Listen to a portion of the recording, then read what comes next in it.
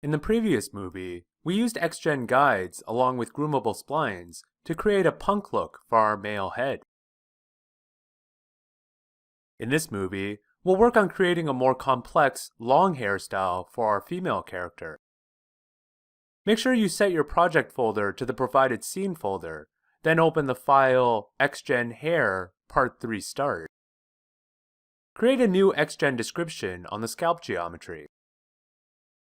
Name this one XGen Female Long Hair and add it to a new collection named XGen Female Long Hair Collection. We'll generate primitives based on guide location while randomly placing them around the scalp. The hairstyle we're going for this time can be broken into a number of sections. The main body of hair will be split asymmetrically, flowing down each side past shoulder's length. In the front, we'll aim for a couple of dramatic side-sweeping bangs across your forehead. In the back, we want the hair to hug the scalp closely down the neck before opening up further down. To start, create 8 guides here along the scalp. We'll place these roughly on opposing sides of our hairline, which we want positioned asymmetrically on the head. We'll also add 10 more guides to the back of the scalp to guide the hairs in the rear.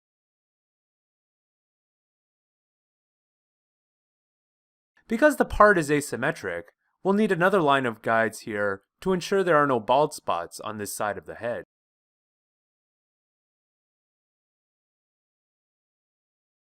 Start shaping your initial guides by stretching them out to either side of Emma's head. While doing this, you'll notice that at this length, the default 4 control points setup on each guide limits our ability to shape them. We can increase the number of control points by selecting the guide and clicking the Rebuild button in the Primitive Attributes section of the XGen window. Set the CV count to 7 instead. This adds more definition to the guide without changing its shape.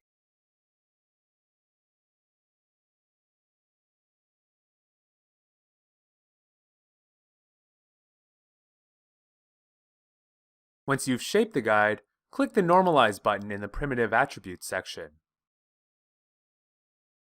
This equalizes the size of each span of the guide.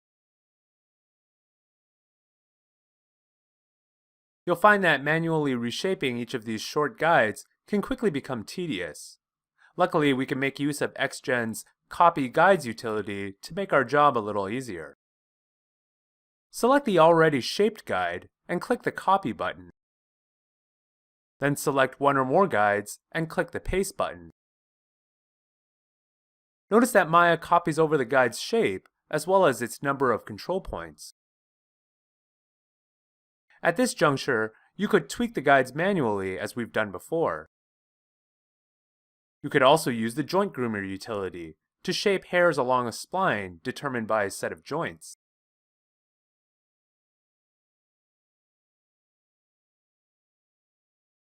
Or you could even adjust multiple guides at once by creating a lattice around them with the Lattice utility, then manipulating the lattice points. We'll leave the exact styling of the guides up to you. Feel free to add more guides as needed, but just be sure to keep the front of the scalp clear for our swooping bangs later. For your convenience, we've provided a finished scene file with our own interpretation of the guide shapes. If you generate a preview, you'll notice a few problems. First, the hair is penetrating the scalp. You'll recall from part 1 of this series that this is due to the low modifier CV count attribute. Let's increase this value to 15. Set density to 20, taper to 0.8, taper start to 0.3, and width to 0.08 to better emulate real hair.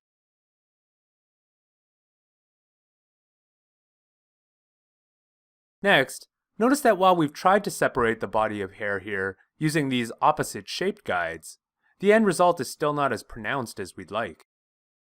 To fix this, let's use a region map to really delineate one side from the other. In a region map, primitives will only be interpolated based on guides within their own region. In the Region Control section of the XGen window, first set the region mask attribute to 1. This tells Maya that our region map will fully affect the entire scalp. Click the Create Map button next to Region Map. Name this region XGen Female Hair Region. Set the map resolution to 15 and leave its default color as red. Maya creates a ptext file with a resolution of 15 pixels per face. In the viewport, it colors the entire scalp red, meaning all the primitives are affected by all guides created so far. Double-click the 3D Paint tool in the toolbox to open the tool settings.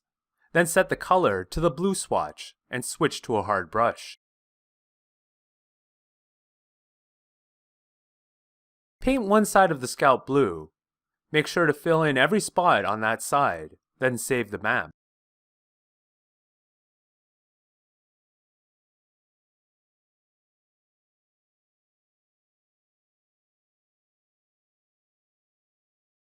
Now the hairs on the red side of the scalp will only be affected by the guides on the red side, and vice versa. However, we don't really want the part going all the way down the back of the head.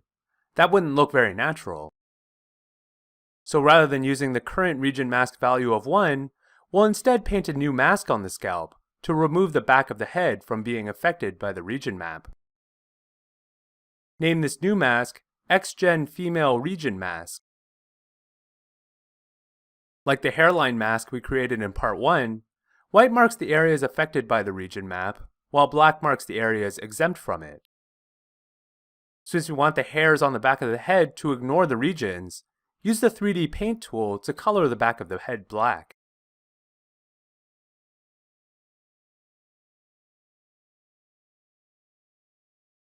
The asymmetric hair division is much more pronounced, while the back remains even.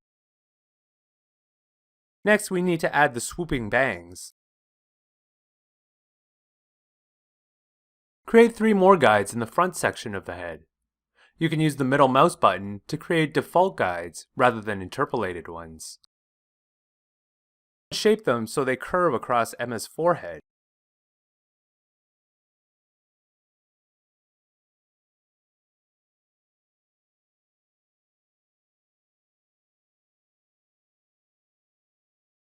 Regenerate the preview.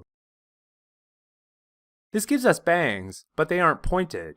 They just seem to fall into the model's face. To fix this, let's update the region map we created earlier to place the bangs in their own region. That way, they won't be negatively influenced by the hairs of the regions around them. Click the Paintable Texture Map button next to Region Map to bring up the region map again. Let's use the green swatch this time to denote the region for the bangs.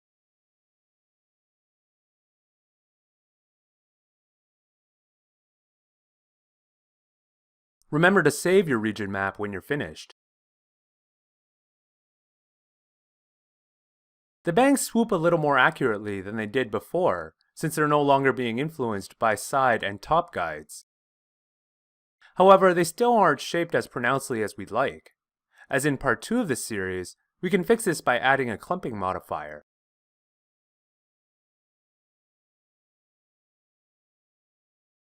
We'll set up our point maps at each of the guides, just like before.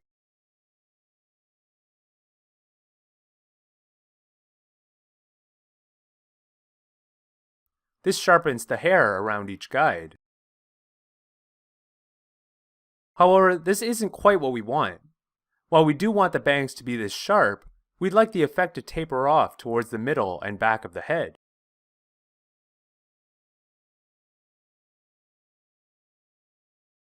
We can create this effect by masking out the areas we want less affected.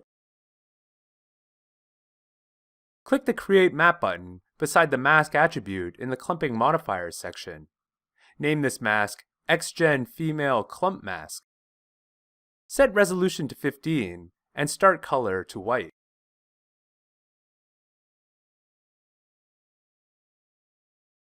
Since we want the bangs to remain sharp, we'll leave the mask in the front area white. We'll replace the side midsections with a light gray, since we'd like them to retain some shape, but not quite as much as the front.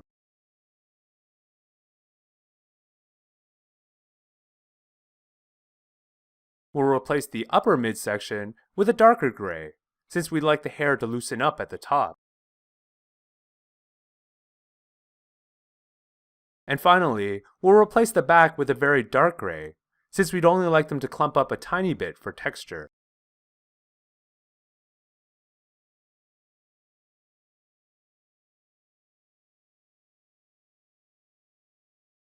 Save the mask and regenerate the preview.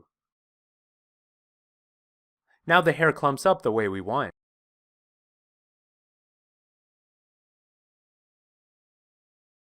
Now that we've taken care of the overall shape, we can work on adding a little bit more volume. Let's add a second clump modifier for more texture.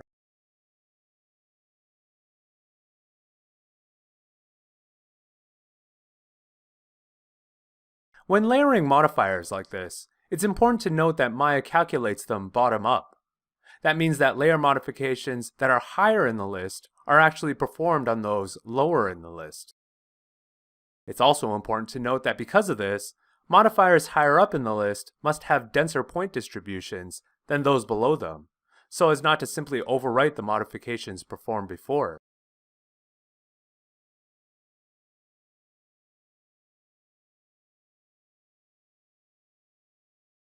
In our first layer, we placed a point at each guide.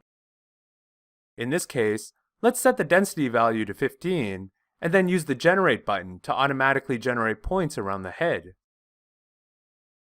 As you can see, this is already a much denser spread than our first modifier. In the Clump Effects section, the default clump attribute value can make the hair look waxy. Since this modifier is only meant to give the hair a little texture, let's not only reduce, but randomize it a little, just like real hair. Use the expression rand 0.2, 0.8 to assign each primitive a random value from 0.2 to 0.8. Now the hair looks a little more realistic. While we're at it, let's add a cut modifier. This modifier trims a specified amount off each hair primitive, starting at the tip. Let's assign it a randomly generated number from 0 to 3, giving each hair a slightly different length. Maya will always place modifiers like this above clump modifiers, which must always be at the bottom of the list, so they are evaluated first. Finally, let's add a noise modifier for even more variation per primitive. Set the frequency and magnitude to 0.5 to create a subtle wave throughout the hair. This simulates the way individual strands of real hair wrap and tangle within clumps. While the techniques we've shown you look great in still renders, you may also want to let the hair settle naturally using physics, or deform during animation. In the next movie, we'll show you how to animate XGen hair using end dynamics.